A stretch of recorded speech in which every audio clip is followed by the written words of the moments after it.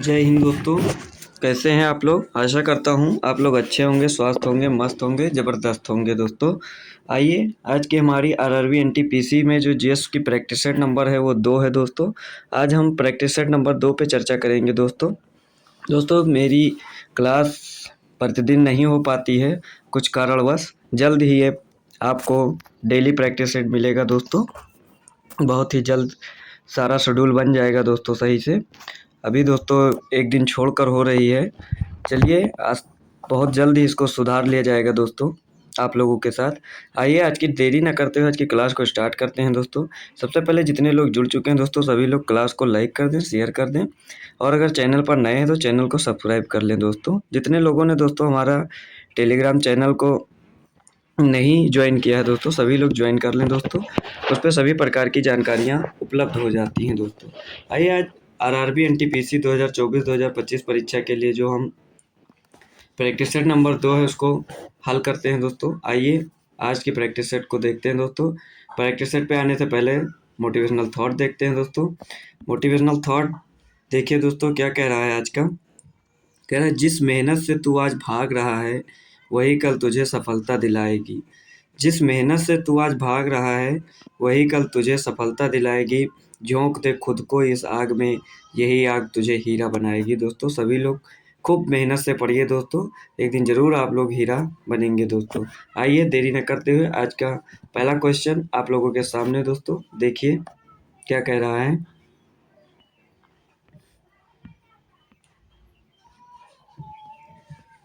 पहला क्वेश्चन कह रहा है भीमबेटका का शैलाश्रय निम्नलिखित में से किसके लिए प्रसिद्ध है। दोस्तों भीमबेटका का शैलाश्रय निम्नलिखित में से किसके लिए प्रसिद्ध है दोस्तों। मैं ऑप्शन देखिए, मौर्य वंश के दौरान की गई चित्रकारी के चिन्हों की वजह से। दूसरा बी ऑप्शन है मुगलों की मूर्ति कला के चिन्हों की वजह से। सी ऑप्शन है प्रारंभिक द्रविड़ काल के चिन्हों की वजह से।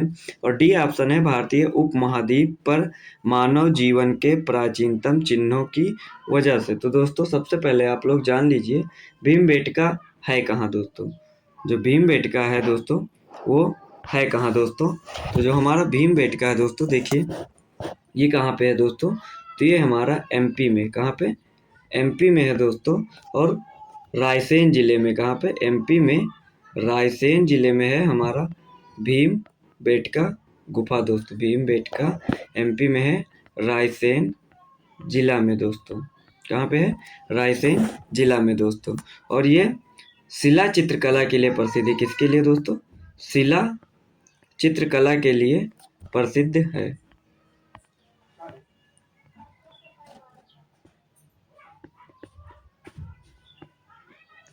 शिला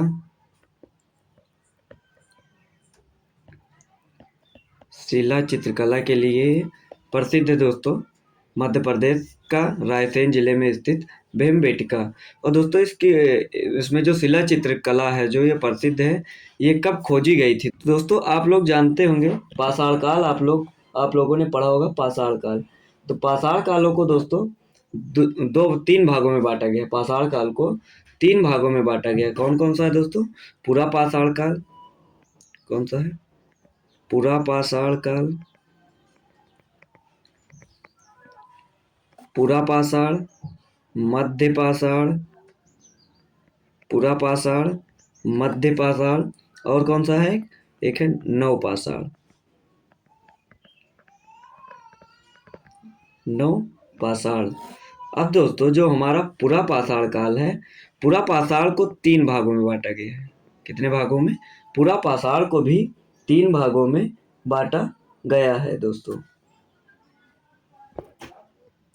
तो वो कौन कौन से दोस्तों, एक है निम्न पूरा पाषाण काल, फिर है मध्य पूरा पाषाण काल, और एक है उच्च पूरा पाषाण काल जिसे उत्तर पूरा पाषाण काल कहते हैं दोस्तों। और उत्तर पूरा पाषाण काल में ही भीमबेटका की शैल चित्रों का आविष्कार जो हुआ था वो हुआ था, उत्तर पूरा पाषाण काल से माना जाता है दोस्तों। तो आइए देखते हैं उस प्रश्न का सही उत्तर क्या होगा दोस्तों। तो देखिए इस प्रश्न का सही उत्तर हमारा होगा भारतीय उपमहाद्वीप पर मानव जीवन के प्राचीनतम चिन्हों की वजह से। तो दोस्तों इसका सही आंसर हो जाएगा हमारा ऑप्शन नंबर डी, बिल्कुल करेक्ट आंसर हो जाएगा प्रश्न नंबर 1 का दोस्तों। और ये शैल चित्रों के लिए, शिला चित्रों के लिए भी मशहूर है दोस्तों हमारा भीमबेटका। आइए अगला प्रश्न देखते हैं, प्रश्न नंबर 2 दोस्तों क्या कह रहा है। प्रश्न नंबर 2 दोस्तों देखिए क्या कह रहा है हमारा। प्रश्न नंबर 2 कह रहा है, इनमें से किसके द्वारा दिल्ली सल्तनत में एकता प्रणाली को संस्थागत रूप से लागू किया गया था। दोस्तों जो एकता प्रणाली थी हमारी, वो संस्थागत रूप में लागू किया गया था किसके द्वारा दोस्तों। ऑप्शन देखिए, इल्तुतमिश द्वारा, गयासुद्दीन बलबन द्वारा, कुतुबउद्दीन ऐबक द्वारा और आराम शाह द्वारा। तो दोस्तों जो हमारी एकता प्रणाली है, तो दोस्तों जो ये हमारी जो एकता प्रणाली है दोस्तों, वो क्या है तो उसको जान लीजिए दोस्तों। जो एकता है, एकता प्रणाली हमारी जो है, वो सैनिक सहायता के बदले में राजकीय भूमि वेतन के रूप में दिया जाता था। जो सैनिक सहायता देते थे दोस्तों, तो उनको वेतन नहीं दिया जाता था, उनको राजकीय भूमि, जो राजस्व का संपूर्ण भाग था दोस्तों, उसमें से भूमि दी जाती थी सैनिक सहायता के बदले में दोस्तों। और इसका जो प्रमुख होता था, एकता का जो प्रमुख होता था दोस्तों, उसे क्या कहते थे, आप लोग नोट करते चलिएगा दोस्तों ज़रूर। एकता का प्रमुख जो होता था दोस्तों, उसे मुक्ता या वली कहते थे। एकता के जो प्रमुख होते थे उसे क्या कहते थे, मुक्ता और वली, मुक्ता या वली कहते थे दोस्तों एकता के प्रमुख को दोस्तों। तो इसे किसने दोस्तों, यहाँ पे पूछा गया संस्थागत रूप से इसे किसने लागू किया था दोस्तों।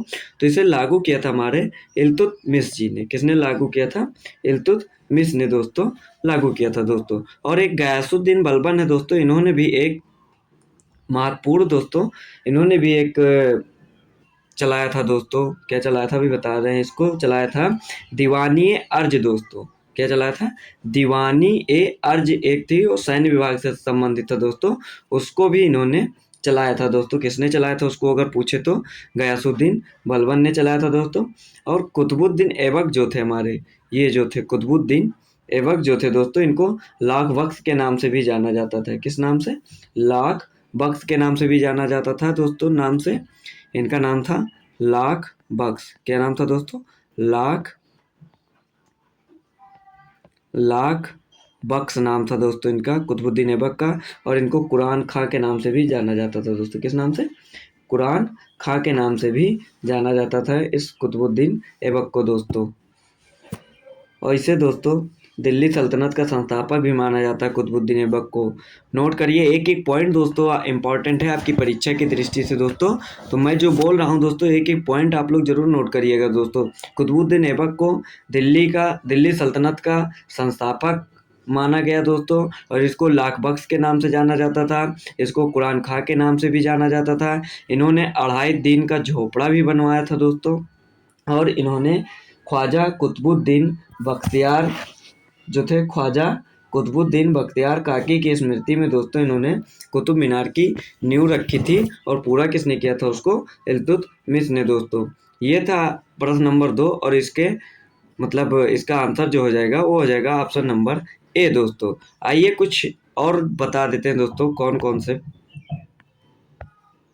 कुछ प्रमुख विभाग बता देते हैं दोस्तों उस काल के, मतलब क्या क्या कहते थे दोस्तों। तो आप देख लीजिए, एक एक नोट कर दे रहे हैं दोस्तों, आप लोग स्क्रीनशॉट ले लीजिएगा या तो लिख लीजिएगा दोस्तों। देखिए लिख दे रहे हैं हम,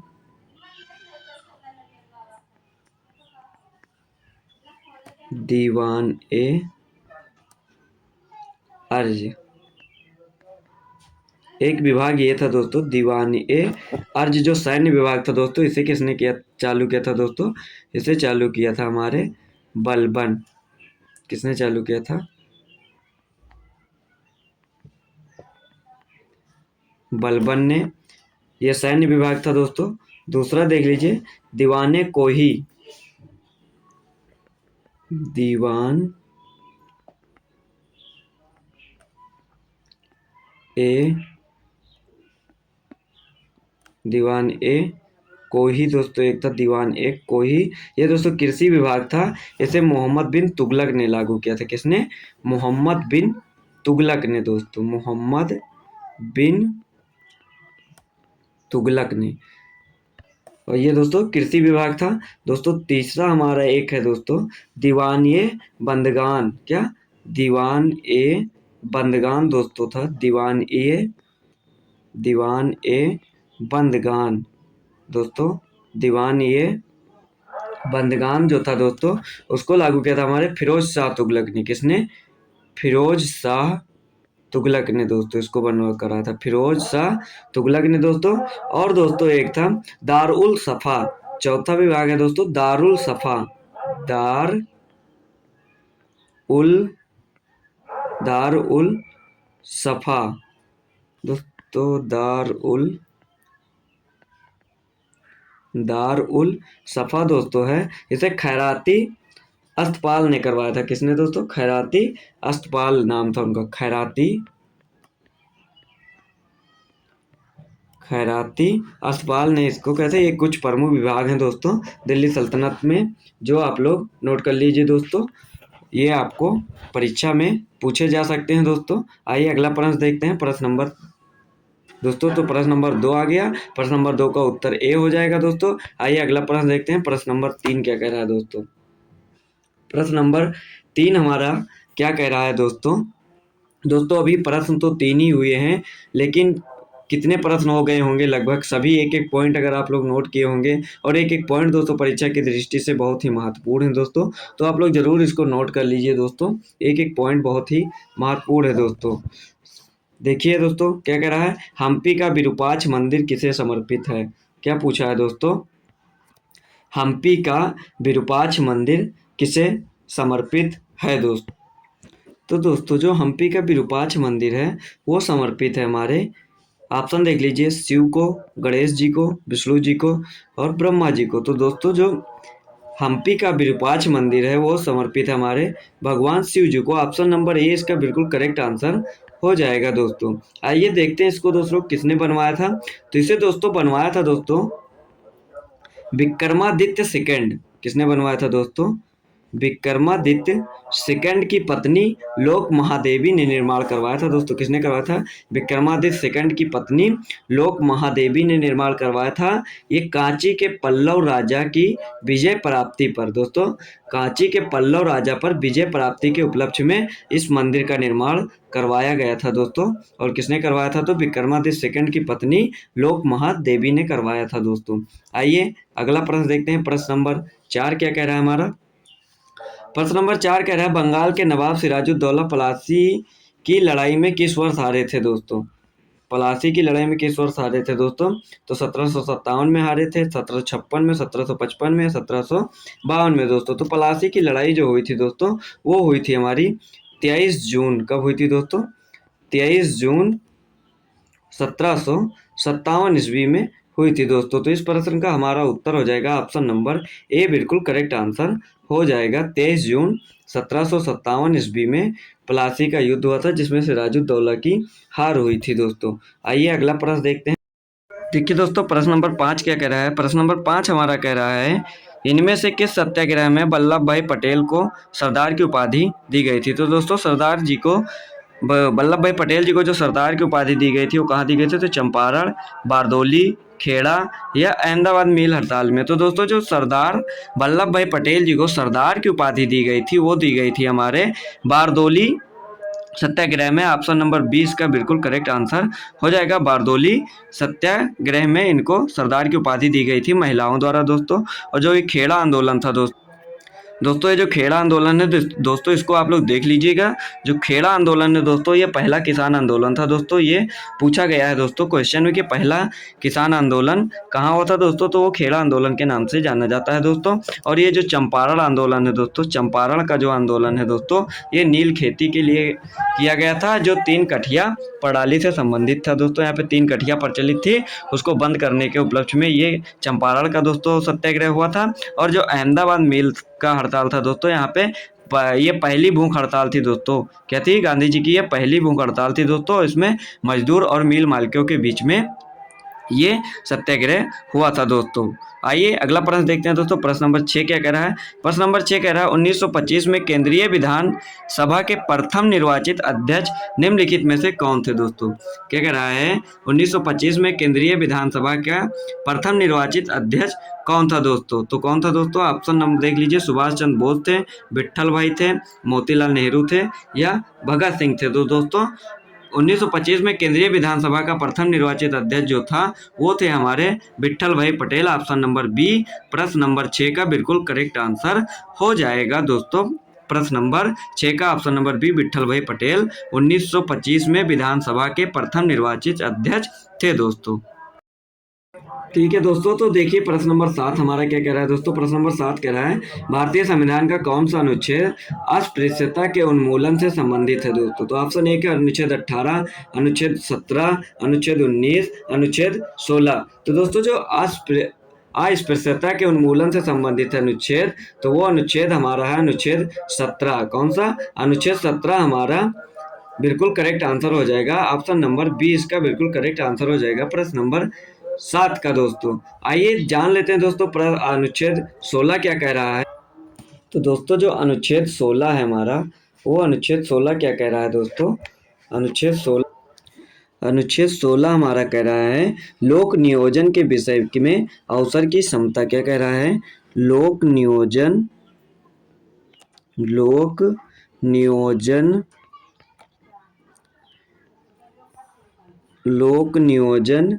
के विषय में अवसर की समता दोस्तों अनुच्छेद 16 कह रहा है। अनुच्छेद 19 दोस्तों देख लीजिए क्या कह रहा है, अब व्यक्ति की स्वतंत्रता दोस्तों अनुच्छेद 19 में है दोस्तों। अनुच्छेद 19 में अब व्यक्ति की स्वतंत्रता है दोस्तों। क्या है? अनुच्छेद 19 में अब व्यक्ति की स्वतंत्रता है अनुच्छेद 19 में दोस्तों। और अनुच्छेद 17 में तो अस्पृश्यता का उन्मूलन का संबंधित है दोस्तों। अनुच्छेद 18 देखिए दोस्तों क्या कह रहा है। अनुच्छेद 18 हमारा कह रहा है उपाधि का अंत दोस्तों। उपाधियों का अंत किसमें है? तो वो है अनुच्छेद 18 में उपाधियों का अंत है दोस्तों। इसमें राज्य के द्वारा व्यक्ति को कोई भी उपाधि नहीं दी जाएगी, परंतु शैक्षणिक और सैन्य उपाधियां दी जा सकती हैं। जिसे उपाधि नहीं जानेंगे हम लोग, उसे सम्मान के रूप में ग्रहण करेंगे दोस्तों। आइए अगला प्रश्न देखते हैं दोस्तों। प्रश्न नंबर 8 हमारा क्या कह रहा है दोस्तों? देख लीजिए प्रश्न नंबर 8 क्या कह रहा है। प्रश्न नंबर 8 कह रहा है भारत के राष्ट्रपति का चुनाव एक निर्वाचन मंडल द्वारा किया जाता है दोस्तों। क्या कह रहा है?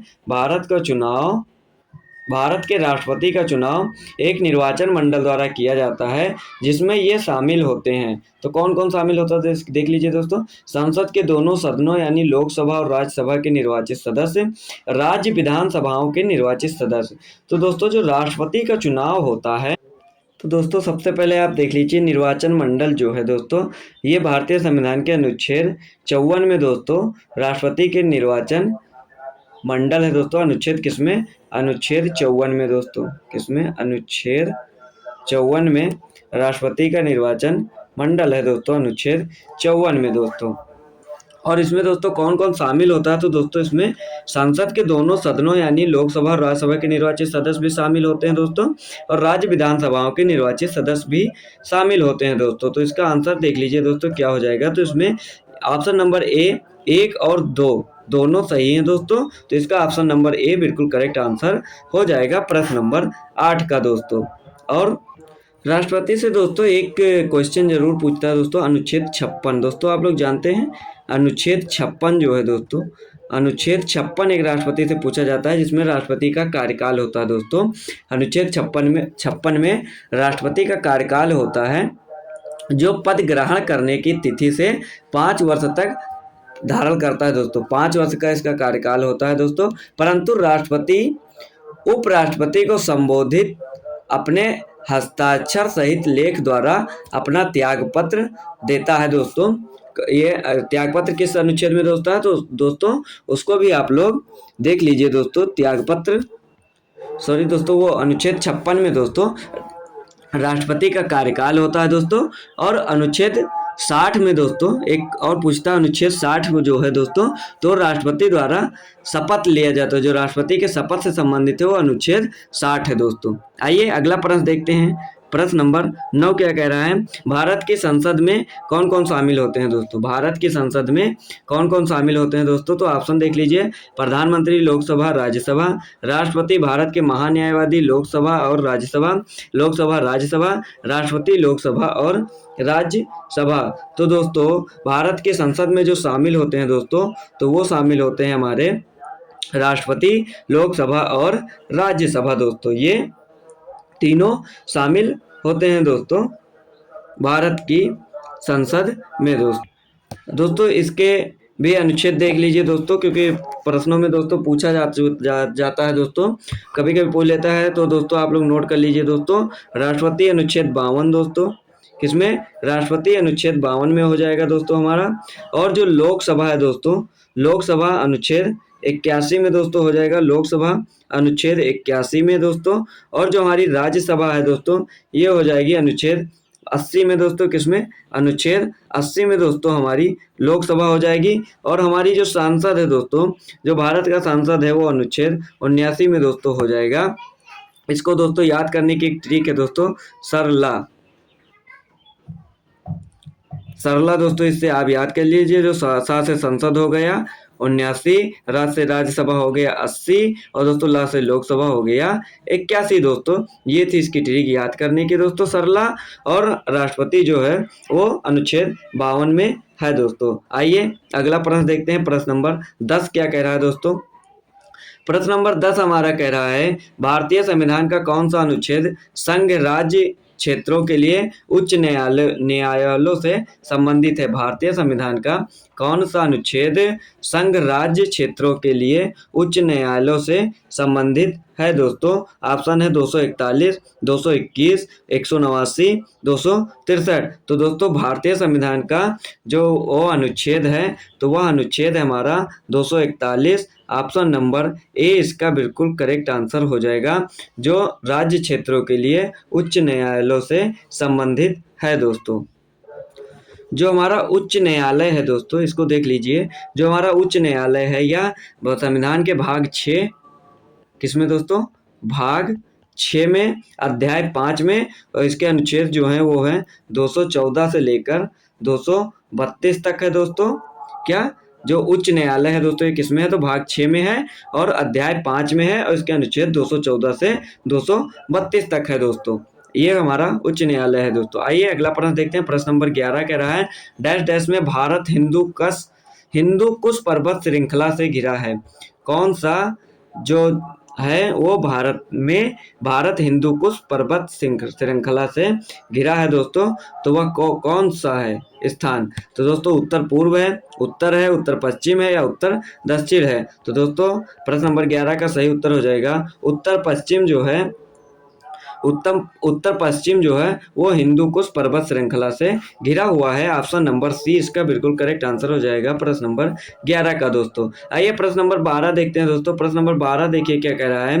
प्रश्न नंबर 12 कह रहा है, निम्नलिखित में से कौन सा एक सुषुप्त ज्वालामुखी है। निम्नलिखित में से कौन सा एक सुषुप्त ज्वालामुखी है दोस्तों। ऑप्शन है जापान में स्थित शुक्राजिमा, अंटार्कटिका में स्थित माउंट एरेबस, इटली में एटना या हवाई द्वीप में स्थित मौना लोआ। तो दोस्तों इसका सही उत्तर हो जाएगा ऑप्शन नंबर ए हो जाएगा बिल्कुल करेक्ट आंसर। जापान में स्थित शुक्राजिमा जो है वह एक सुषुप्त ज्वालामुखी है दोस्तों। मृत एवं सुषुप्त ज्वालामुखी जो है ये दोस्तों कौन सा है, जापान में स्थित शुक्राजिमा। दोस्तों ये जो अंटार्कटिका में स्थित माउंट एरेबस है दोस्तों, ये सक्रिय ज्वालामुखी है दोस्तों। और इटली में एटना ये भी सक्रिय है और हवाई द्वीप में स्थित मौना लोआ जो है वो भी सक्रिय है दोस्तों। आइए अगला प्रश्न देखते हैं। प्रश्न नंबर 13 हमारा क्या कह रहा है दोस्तों। प्रश्न नंबर 13 देखिए दोस्तों क्या कह रहा है। प्रश्न नंबर 13 कह रहा है, नियाग्रा जलप्रपात इरी झील के जल को डैश में बहाता है दोस्तों। जो नियाग्रा जलप्रपात इरी झील है वो जल को किस में बहाता है दोस्तों। तो किस में बहाता है, तो ओंटारियो झील में या ड्यूरान झील में या मिशिगन झील में या सुपीरियर झील में। तो दोस्तों जो नियाग्रा जलप्रपात है इरी झील के जल को ये बहाता है किसमें, तो दोस्तों ये बहाता है ओंटारियो झील में। ऑप्शन नंबर ए इसका बिल्कुल करेक्ट आंसर हो जाएगा, ऑप्शन नंबर ए। दोस्तों प्रश्न नंबर 13 का ऑप्शन नंबर ए ओंटारियो झील हो जाएगा। इसमें न्यागरा जलप्रपात इरी झील के जल को बहाता है दोस्तों। आइए अगला प्रश्न देखते हैं दोस्तों। प्रश्न नंबर 14 हमारा क्या कह रहा है दोस्तों। प्रश्न नंबर 14 दोस्तों देख लीजिए, बहुत ही महत्वपूर्ण प्रश्न है दोस्तों। देख लीजिए क्या कह रहा है। निम्नलिखित में से किस देश के साथ भारत अपनी सबसे लंबी भू सीमा साझा करता है दोस्तों। निम्नलिखित में से किस देश के साथ भारत अपनी सबसे लंबी भू सीमा साझा करता है दोस्तों। तो आप देख लीजिए दोस्तों, जो भूटान है दोस्तों, इसके साथ 699 किलोमीटर दोस्तों, और पाकिस्तान के साथ है तो वो है 3323 दोस्तों, और जो बांग्लादेश है दोस्तों इसके साथ 4006 दोस्तों, 4006।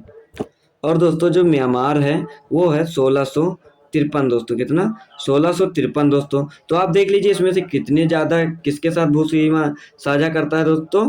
तो वो साझा करता है बांग्लादेश के साथ। ऑप्शन नंबर सी आप बिल्कुल करेक्ट आंसर हो जाएगा। बांग्लादेश के साथ वो जो भारत देश है वह अपनी सबसे लंबी भू सीमा साझा करता है, तो वो है बांग्लादेश से दोस्तों। और आइए अगला प्रश्न देखते हैं दोस्तों। प्रश्न नंबर 15 हमारा क्या कह रहा है दोस्तों। प्रश्न नंबर 15 कह रहा है ग्रेट इंडियन डेजर्ट भारत के किस भाग में स्थित है दोस्तों। ग्रेट इंडियन डेजर्ट जो है भारत के किस भाग में स्थित है। उत्तरी हिस्से में, दक्षिण हिस्से में, पूर्वी हिस्से में या पश्चिमी हिस्से में। तो दोस्तों इसका सही उत्तर हो जाएगा जो ग्रेट इंडियन डेजर्ट है वो पश्चिमी हिस्से में स्थित है। इसमें दोस्तों पश्चिमी हिस्से में। ऑप्शन नंबर डी इसका बिल्कुल करेक्ट आंसर हो जाएगा दोस्तों। आइए अगला प्रश्न देखते हैं दोस्तों। प्रश्न नंबर 16 हमारा क्या कह रहा है। प्रश्न नंबर 16 कह रहा है डैश वह कीमत है जिसमें उपभोक्ता द्वारा खरीदी गई मात्रा उत्पादकों द्वारा आपूर्ति की जाने वाली मात्रा के बराबर होती है दोस्तों। तो ये इकोनॉमिक्स का सवाल है दोस्तों। इकोनॉमिक्स का प्रश्न है दोस्तों। ऑप्शन देख लीजिए, उत्पाद कीमत, अधिशेष कीमत, संतुलन कीमत या कुल कीमत। तो दोस्तों इसका सही उत्तर हो जाएगा संतुलन कीमत। ऑप्शन नंबर सी बिल्कुल करेक्ट आंसर हो जाएगा दोस्तों। आइए दोस्तों कुछ इकोनॉमिक्स के बारे में जान लेते हैं दोस्तों। तो देखिए दोस्तों, अर्थशास्त्र के जनक कभी कभी पूछ लेता है दोस्तों। अर्थशास्त्र के जनक पूछ लेता है दोस्तों। तो अर्थशास्त्र के जनक जो थे वो थे हमारे एडम स्मिथ जी। कौन था दोस्तों? अर्थशास्त्र के जनक कौन थे? एडम स्मिथ जी। इन्होंने हस्तक्षेप का दोस्तों सिद्धांत दिया था। किसने? एडम स्मिथ जी ने दोस्तों। और एक प्रश्न दोस्तों परीक्षा में पूछा गया है दोस्तों, पूछा गया है समष्टि, जो समष्टि अर्थशास्त्र है दोस्तों उसके जनक कौन है दोस्तों। समष्टि अर्थशास्त्र है जिसको माइक्रो इकोनॉमिक्स कहते हैं दोस्तों। क्या कहते हैं? माइक्रो इकोनॉमिक्स कहते हैं। उसके जनक दोस्तों पूछ लेता है कौन है। तो दोस्तों उसको देख लीजिए कौन है। तो दोस्तों जो माइक्रो इकोनॉमिक्स के जनक हैं दोस्तों वो हैं हमारे जॉन मेनार्ड कीन्स। कौन है दोस्तों? जॉन मेनार्ड कीन्स हैं दोस्तों। कीन्स, जॉन मेनार्ड कीन्स हैं दोस्तों माइक्रो इकोनॉमिक्स के जनक दोस्तों। माइक्रो इकोनॉमिक्स के जनक हमारे हैं जॉन मेनार्ड कीन्स दोस्तों। और इकोनॉमिक्स का जनक पूछेगा दोस्तों तो वो है हमारे एडम स्मिथ जी। और इस प्रश्न का सही उत्तर हमारा क्या हो जाएगा दोस्तों? ऑप्शन नंबर सी बिल्कुल करेक्ट आंसर हो जाएगा। आइए अगला प्रश्न देखते हैं। प्रश्न नंबर 17 क्या कह रहा है। प्रश्न नंबर 17 हमारा कह रहा है निम्नलिखित में से किस क्षेत्र के श्रमिक ऐसी वस्तुओं का उत्पादन करते हैं जो तृतीयक नहीं है दोस्तों। देखिए क्या कह रहा है दोस्तों। निम्नलिखित में से किस क्षेत्र के श्रमिक ऐसी वस्तुओं का उत्पादन करते हैं जो तृतीयक नहीं है दोस्तों। तो बताइए आप। अर्थशास्त्र में दोस्तों, सॉरी प्रश्न बदल गया दोस्तों, देख लीजिए। अर्थशास्त्र के दोस्तों भाग हैं दोस्तों। एक है प्राथमिक दोस्तों, 3 भाग हैं दोस्तों अर्थशास्त्र के। कितने भाग हैं? 3। एक है दोस्तों प्राथमिक, एक है द्वितीयक और एक है तृतीयक दोस्तों। है बहुत लेकिन 3 ही महत्वपूर्ण है दोस्तों, प्राथमिक, द्वितीयक और तृतीयक दोस्तों। तो हमारा जो प्राथमिक का है दोस्तों, जो हमारा अर्थशास्त्र में जो प्राथमिक है दोस्तों वो क्या क्या है दोस्तों। तो प्राथमिक में हम प्राथमिक में हमारा आ जाएगा नेचुरल रिसोर्स दोस्तों, प्राथमिक में नेचुरल रिसोर्स आ जाएगा। और द्वितीयक में जो निर्माण है, विनिर्माण है, बिजली, गैस, जलापूर्ति दोस्तों, ये द्वितीयक है। और तृतीयक में हमारा दोस्तों क्या आ जाएगा, जो सेवा है दोस्तों, होटल है, रेस्टोरेंट है दोस्तों, फाइनेंस है, ट्रांसपोर्ट है, ये हमारा तृतीयक में आ जाएगा दोस्तों। तो इसमें से पूछा है निम्नलिखित में से किस क्षेत्र के श्रमिक ऐसी वस्तुओं का उत्पादन करते हैं जो तृतीयक नहीं है दोस्तों। तो तृतीयक नहीं है दोस्तों, तो हमारा देखिए संचार जो है दोस्तों, ये भी तृतीयक है, परिवहन तृतीयक है दोस्तों, ट्रांसपोर्ट में आ जाएगा, बैंकिंग है वो फाइनेंस में आ जाएगी दोस्तों। तो जो चीनी मिल है दोस्तों, ये द्वितीयक है दोस्तों, यहाँ पे चीनी का उत्पादन होता है दोस्तों, तो ये हमारा द्वितीयक है दोस्तों। जो चीनी मिल है दोस्तों, ये हमारा द्वितीयक है दोस्तों। तो ऑप्शन नंबर डी इसका बिल्कुल करेक्ट आंसर हो जाएगा, मतलब जो चीनी मिल है दोस्तों, वो तृतीयक ना होके द्वितीयक है दोस्तों। तो ऑप्शन प्रश्न नंबर 17 का ऑप्शन नंबर डी बिल्कुल करेक्ट आंसर हो जाएगा दोस्तों। आइए अगला प्रश्न देखते हैं, प्रश्न नंबर 18 दोस्तों क्या कह रहा है।